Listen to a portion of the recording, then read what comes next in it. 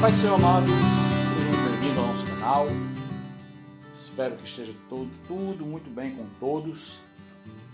Estamos aqui mais uma vez, trazendo um pouco mais de teologia, um pouco mais de luz, de conhecimento. Obviamente, sempre sob uma perspectiva bíblica. Esse vídeo vai ser um vídeo um pouquinho diferente, ele não vai estar dentro daquele cronograma da série. É um vídeo extra, que é atendendo a pedido de um pastor amigo meu, lá da nossa congregação da Assembleia de Deus Bela Vista, do Tatumundé, pastor André. Um forte abraço. Estaremos lá essa semana, melhor dizendo, dia 21 de maio, dia 21 de maio, estaremos lá fazendo o nosso encontro de casais lá, para o louvor e glória do nome do Senhor. Ou é 21 ou é 28, a reunião desse dia. Porque no outro sábado, vai ser na Assembleia de Deus Bela Vista, do Luciano Cavalcante, dirigida pelo meu amigo pastor Antônio Filho. Forte abraço a todos. Eu queria também trazer alguns agradecimentos, muito brevemente, de algumas congregações nossas que têm acompanhado nosso vídeo, têm me mandado muitas mensagens pelo WhatsApp, pelo Facebook. Eu queria aqui registrar esse momento de muita alegria. São as congregações do São Cristóvão, dirigida pelo pastor Cristiano, Parque Almirante Tamandaré, dirigida pelo pastor Jonathan, a congregação de Pedras, dirigida pelo Paulo Filho, Santa Maria, pelo pastor Adriano, Lagoa Redonda, pelo pastor Jefferson, que também estaremos ministrando lá no encontro de casais, Maraponga, que é o pastor Alci, Creuza Roque, pastor Cláudio, Apolo 11, que é a igreja que eu nasci, dirigida pelo pastor Denilson, meu grande amigo pastor Denilson, presidente Vargas. E eu também não poderia deixar de chamar aqui, salientar as congregações de Jardim Arrebol e do Pôr do Sol, que são as congregações que o Senhor me deu este ano para estar à frente, dirigindo. E como eu já falei, esse vídeo, esse assunto de hoje, ele foi a pedido do pastor André, da Assembleia de Deus Bela Vista, do Tatumundé. Também um forte abraço para o nosso pastor presidente, pastor Teixeira, pastora Edna, pastor Frota, pastora Priscila. E esse é o nosso ministério, Não dá para falar todas as congregações, são muitas, tá? Mas essas são algumas que têm entrado em contato comigo, tá bom? Mas também queria mandar um forte abraço pro pessoal do interior. Assembleia de Deus Bela Vista da Palmácia, dirigida pelo pastor Ricardo, meu amiguíssimo, amicíssimo pastor Ricardo. Pessoal da Paraipaba, a Igreja Batista Betel do Maracanaú e a Assembleia de Deus Bela Vista do Alto Santo. E também um forte abraço para o pastor Carlinhos, lá do Aracati. Então, tem muita gente nos acompanhando, louvado seja Deus, E que o Senhor continue nos abençoando e que esse canal continue crescendo.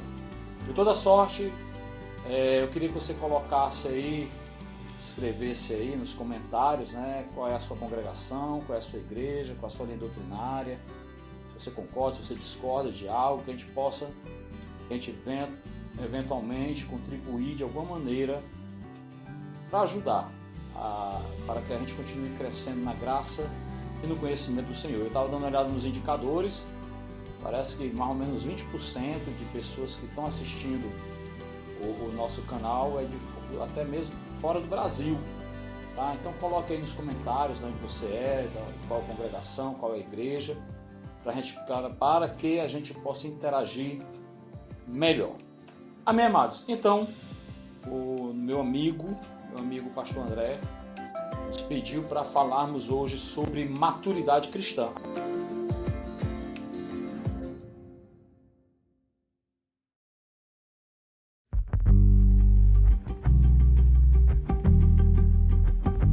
Então vamos entender aqui, entrando aqui, o Francisco já está fazendo cara feia para mim, então vamos lá. Eu prometi para ele que esse vídeo ia durar mais do que 2 minutos, vamos lá. Vamos lá, vamos falar sobre maturidade cristã, um assunto extremamente importante, muito importante. Mas antes de entendermos a maturidade em si, a gente precisa entender o que é ser cristão. O que é ser um cristão? Será que ser cristão é ir para a igreja? Será que ser cristão é ser obreiro, é ser pastor, é estar lá sentado todo domingo, né? Bom, à luz da Escritura, ser cristão é ser um imitador de Jesus Cristo. É ter os ensinos de Cristo como embasamento de fé, de vida, de pensamento, de atitudes, de filosofia de vida. Então, ser cristão, em poucas palavras, é ser um imitador de Cristo, como Paulo fala na primeira carta aos Coríntios, no capítulo 11, no verso 1, que é assim: sejam meus imitadores como eu sou de Cristo, tá? Então, é um objetivo para cada ser humano que se diz ser cristão, ser um imitador de Cristo. Hoje todo mundo diz ser cristão. Qualquer pessoa fala, eu sou cristão. Mas será que somos de verdade cristãos? Tá? Como é que nós podemos ser cristãos sem conhecer o que Cristo pensa? Quais são os seus ensinamentos? E como que a gente pode fazer para alcançar essa dádiva, vamos dizer assim? Porque ser cristão não é nada fácil. Tá? Na verdade, o próprio Cristo vai dizer que sem Ele nada nós podemos fazer, em João 15. Tá? Então, até para sermos cristãos, nós precisamos dele. E como que isso se dá na prática? Eu gosto de explicar isso fazendo uma espécie de analogia com a vida humana no sentido cronológico, biológico. Vamos lá. Para atingirmos essa meta de sermos perfeitos em Cristo, como o próprio Cristo, ele vai falar isso, especialmente no Sermão do Monte. Ontem mesmo eu preguei sobre isso. Ontem nós concluímos no Jardim Arrebol, Mateus, capítulo número 5, que vai falar a respeito, ali pela altura dos versículos 43 até o finalzinho do capítulo 5, o fato de nós amarmos os nossos inimigos. Então, se Cristo está dizendo que nós devemos amar os nossos inimigos, então nós, como cristãos, deveríamos amar. Mas é tão simples assim? O que nos impede de amar nossos inimigos? De amar quem nos ofende? Certamente a maturidade. Então, quando nós não atingimos aquele determinado nível de maturidade, a gente fica incapacitado de efetivamente realizar uma ordem do próprio Senhor, do próprio Jesus Cristo. Então a gente precisa entender o seguinte: antes de conhecermos Cristo, o apóstolo Paulo vai dizer que nós estávamos mortos em nossos pecados. Então Jesus ele vai ensinar que nós precisamos nascer de novo. É isso que ele vai falar em João 3 para Nicodemos. Então, a partir do momento que a gente nasce novamente, a gente passa pelo milagre do novo nascimento, aí a gente começa uma trajetória.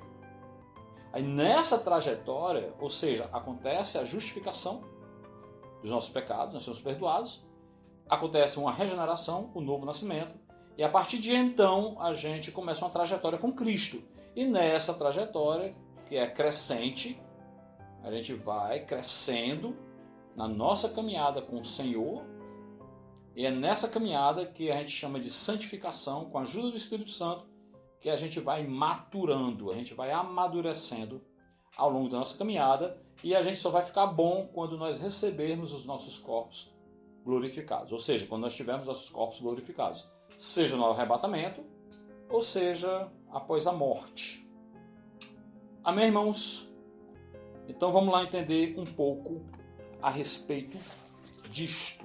Gostaria de ler com vocês Efésios, capítulo de número 2, a gente vai ler do verso 1 ao verso 10, que diz assim: Ele, Jesus, vos deu vida, estando vós mortos nos vossos delitos e pecados, nos quais andastes outrora, segundo o curso deste mundo, segundo o príncipe da potestade do ar, do espírito que agora atua nos filhos da desobediência, entre os quais também todos nós andamos outrora, segundo as inclinações da nossa carne, fazendo a vontade da carne e dos pensamentos, e éramos por natureza filhos da ira, como também os demais. Mas Deus, sendo rico em misericórdia, por causa do grande amor com que nos amou, e estando nós mortos, nós estávamos mortos em nossos delitos. Ele, Deus, nos deu vida juntamente com Cristo. Pela graça sois salvos. E juntamente com Ele nos ressuscitou e nos fez assentar nos lugares celestiais em Cristo Jesus, para mostrar nos séculos vindouros a suprema riqueza da sua graça, em bondade para conosco em Cristo Jesus. Porque pela graça sois salvos, mediante a fé. Isto não vem de vós, é dom de Deus, não de obras, para que ninguém se glorie, pois somos feitura dele, criados em Cristo Jesus para boas obras, as quais Deus de antemão preparou para que andássemos nelas. Então a Bíblia é clara. Na carta aos Efésios, capítulo número 2, Paulo relata que o status, o nosso status antes de Cristo é um status de morbidade, no sentido de nós estávamos mortos em nossos pecados e em nossos delitos. Estávamos mortos, completamente mortos, espiritualmente falando, segundo o relato bíblico. Então essa era a nossa condição. Então, a pessoa morta, ela é insensível, ela não percebe, ela não tem concepções, ela não raciocina. Claro que eu estou aqui falando dentro de uma perspectiva espiritual, tá certo? Então nós estávamos insensíveis à voz de Deus.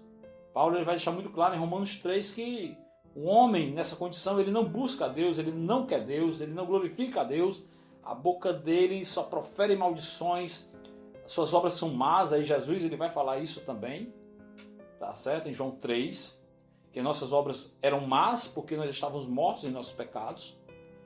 E, enfim, então Deus manda seu Filho para morrer na cruz, para que nós, quando crescemos nele, na sua obra salvadora, nós viéssemos a ter vida, e vida em abundância. Então, quando nós temos o contato com o Evangelho, o contato com a palavra de Deus, e a graça nos alcança, essa graça salvífica, a graça salvadora, que é dom de Deus, aí acontece um milagre. Acontece o que em grego vai se chamar de metanoia. Nós vamos mudar de dentro para fora. O Espírito Santo vai nos convencer da justiça, do pecado e do juízo, e aí acontecerá o milagre da justificação. Nós teremos os nossos pecados perdoados e nós nasceremos de novo. Nós passamos, quando a gente passa por essa experiência, a gente nasce novamente, como está em João 3,7. Jesus explicando para Nicodemos: é necessário que vocês nasçam de novo, nasçam novamente, tá? Então, nesse processo que diga-se de passagem, foi elaborado pelo próprio Deus, executado pelo Filho e sustentado pelo Espírito Santo, esse é o plano da salvação de Deus, tá? Deus arquiteta o plano, o Filho executa o plano e o Espírito Santo ele sustenta o plano, que é a sua igreja. Então o Espírito Santo ele dá crescimento à sua igreja e capacita-nos a viver de acordo com a vontade de Deus. Porque outrora, como nós lemos, a gente vivia de acordo com os nossos pensamentos, com as nossas vontades. Agora, tendo um Senhor, agora nós devemos viver de acordo com a vontade deste Senhor. Tá certo? Um bom exemplo para entendermos isso, esses dias a Fernanda, um abraço Fernanda, Deus abençoe, lá da Assembleia de Bela Vista do Alto Santo, me mandou um zap me questionando me trazendo, abordando esse questionamento no que diz respeito aos discípulos. Qual é a diferença entre discípulo e apóstolo? Como a gente sabe que se trata das mesmas pessoas. Quando você olha para os discípulos nos evangelhos sinópticos, que trata ali da obra de Cristo, Mateus, Marcos, Lucas e João, você vê que eles, como discípulos, e a palavra discípulo significa aprendiz, eles estavam aprendendo ainda. Eles estavam ali absorvendo todo o conhecimento que Cristo estava passando para eles. Mas eles só conseguiram aplicar o ensino de Cristo, que Pedro vai chamar da doutrina dos apóstolos, lá em Atos 2, quando eles foram revestidos de poder. Jesus ele falou para eles em Atos 1:8: fiquem aqui, não saiam de Jerusalém, até que vocês sejam revestidos de poder. Aí vocês serão minhas testemunhas, aqui em Jerusalém, em toda a Judéia, Samaria e até os confins da terra. Ou seja, o Espírito Santo, ele nos convence do nosso pecado, ele nos regenera, nós somos justificados, aí a gente começa um processo chamado de santificação. Esse processo dura quanto tempo? A vida toda, enquanto Cristo não voltar. Se Cristo voltar agora, o processo acaba agora, tá? Mas enquanto ele não vier, nós precisamos lutar, mortificar nossa carne durante toda a nossa vida. Mas a obra, quem começa é o Senhor. Filipenses capítulo 1, verso 6 diz o seguinte: estou convencido de que aquele que começou a boa obra em vocês vai completá-la até o dia de Cristo Jesus. A obra é do Senhor. A obra, quem começou a boa obra em nós é o Senhor. Mas nós somos assembleanos e a gente crê que, mediante a nossa doutrina, tem que haver uma sinergia. Como é que é isso? Como que isso se dá?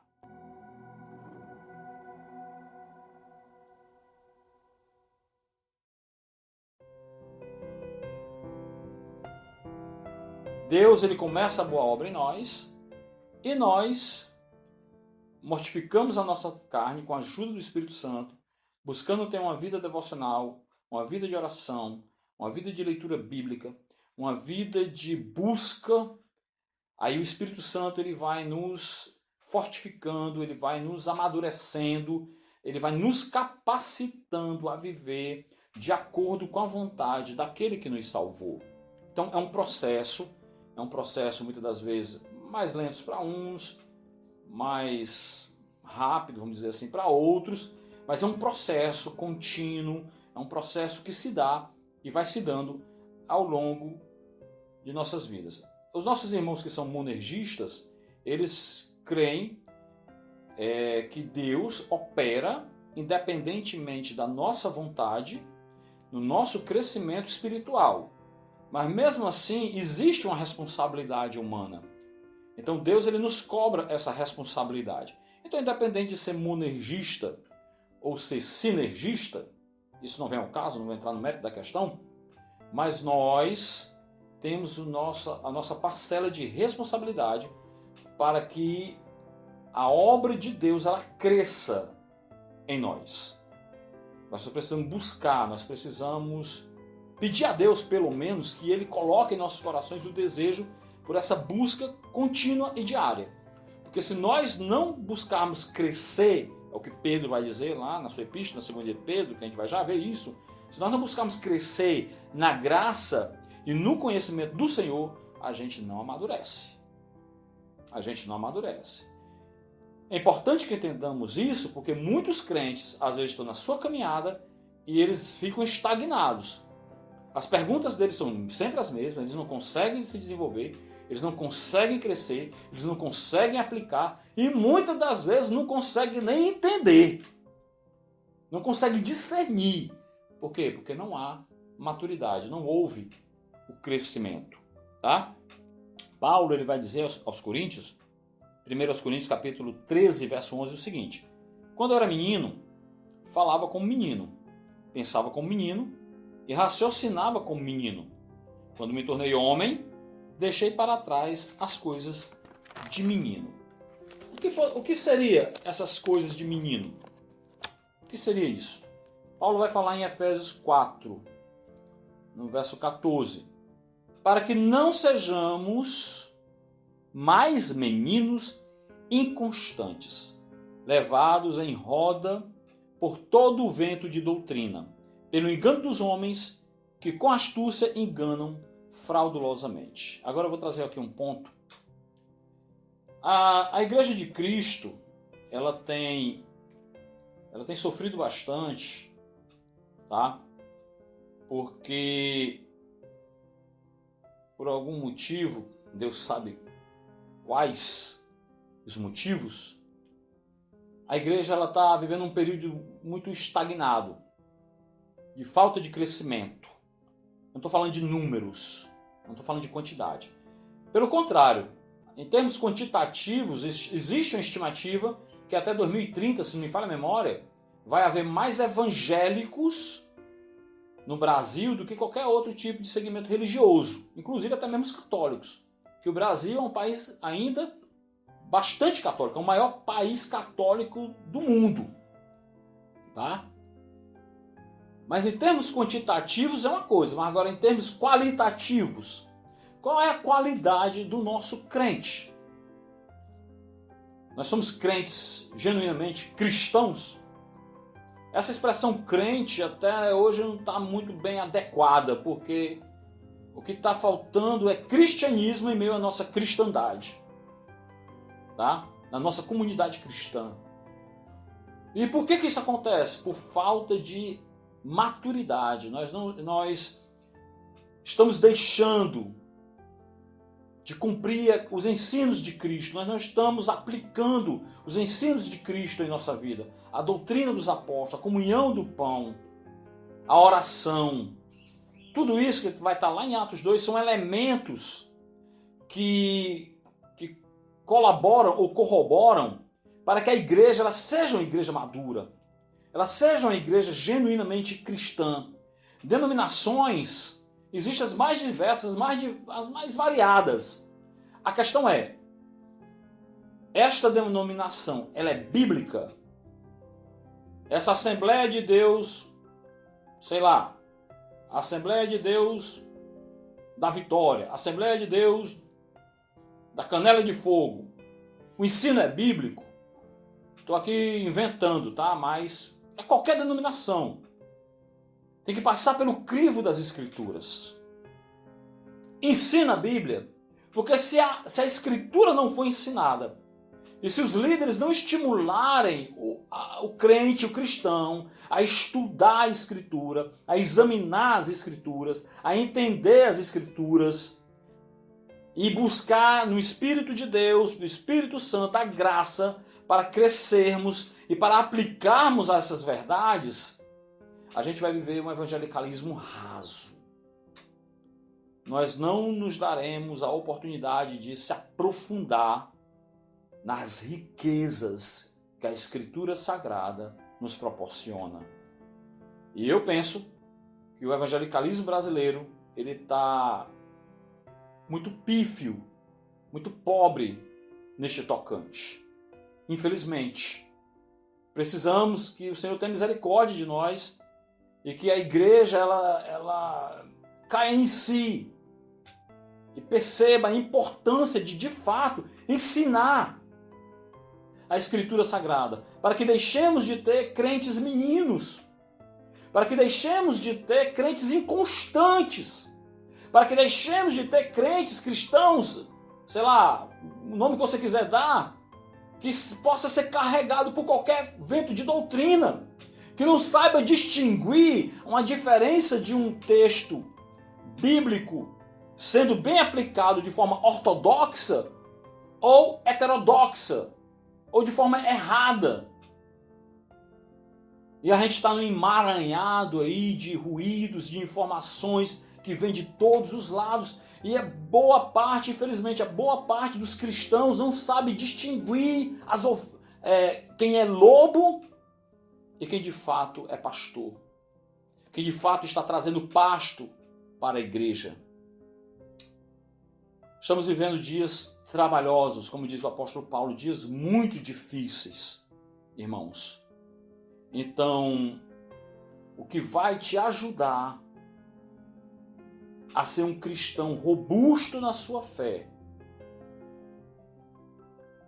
é conhecimento bíblico e a graça de Deus. Conhecimento da palavra e a graça de Deus, por meio do Espírito Santo, para que você busque aplicar.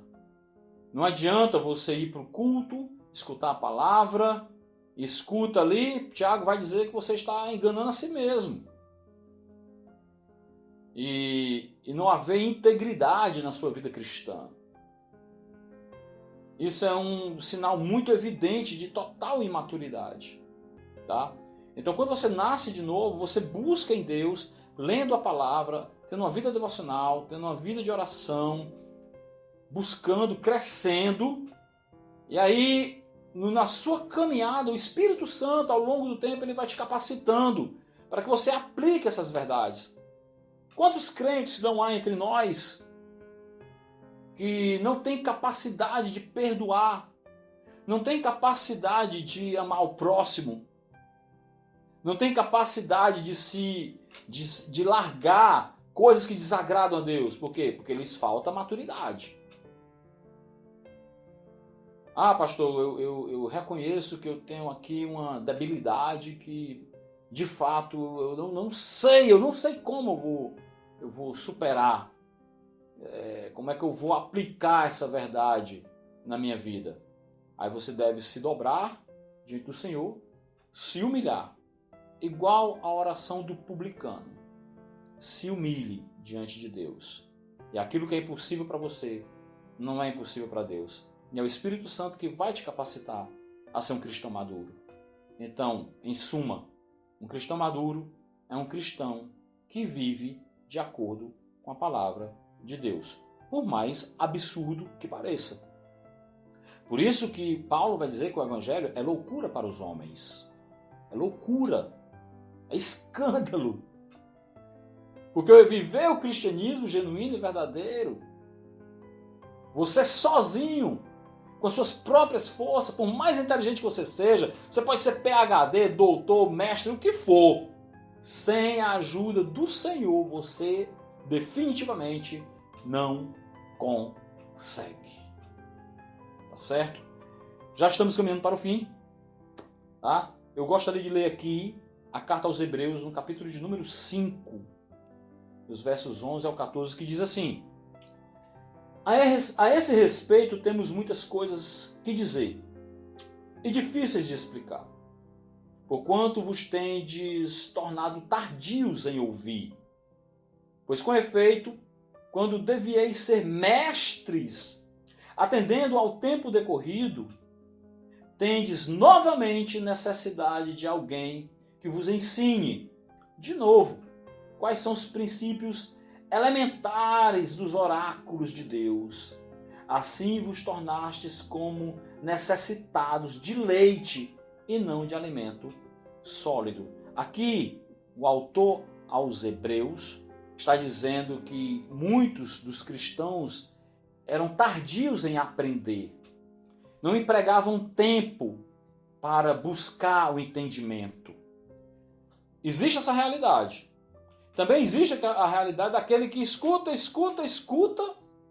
e não colocam em prática, não aplicam o ensinamento bíblico na sua vida. Nesse caso aqui, eles estavam tardios. O autor está dizendo: vocês já deveriam ser mestres nisso. Mas ainda vocês estão engatinhando nestes ensinos, que ele vai chamar de princípios elementares, coisas básicas, que todo cristão deveria saber e aplicar. Mas nesse caso aqui, eles não estavam fazendo. Aí o autor continua: ora, todo aquele que se alimenta de leite é inexperiente na palavra da justiça, porque é criança. É claro que ele está fazendo aqui uma analogia. É imaturo. está ainda bebendo do leite. O problema, beber do leite não é um problema. Beber do leite faz parte do processo. O problema é quando a pessoa só quer ficar no leite, não quer amadurecer, não quer crescer. Rejeita o crescimento. Enquanto a nossa caminhada ela deve ser de fé em fé, de glória em glória. A caminhada do justo é como a luz da aurora. A gente vai caminhando, caminhando, caminhando, até chegar em dia perfeito. Então existe um propósito na nossa caminhada. Existe um objetivo a ser cumprido. E cada um de nós devemos cumprir a nossa caminhada, como Paulo fala.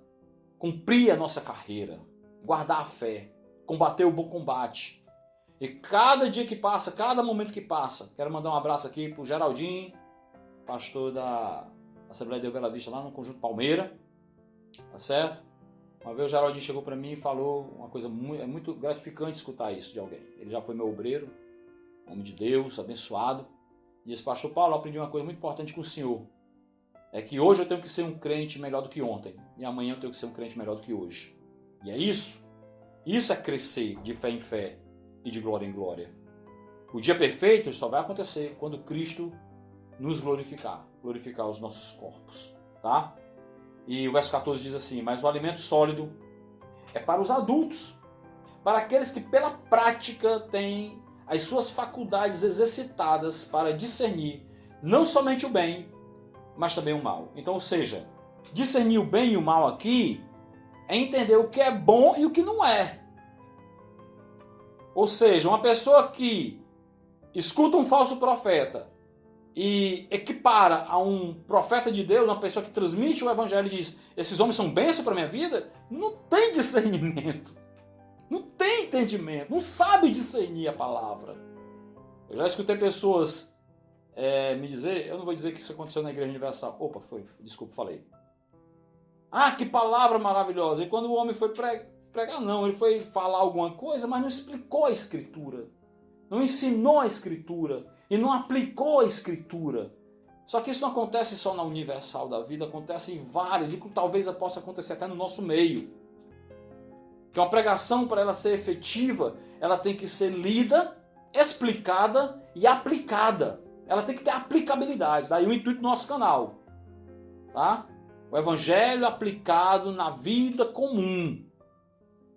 A gente lê o texto, explica o texto e aplica, dá relevância e mostra a relevância daquele texto para a sua vida. E é isso que a gente está tentando fazer aqui mais uma vez neste dia.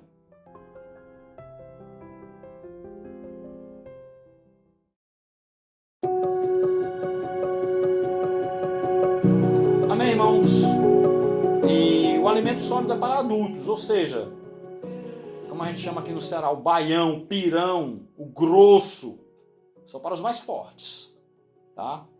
Que Deus nos ajude. Eu espero ter podido contribuir de alguma maneira.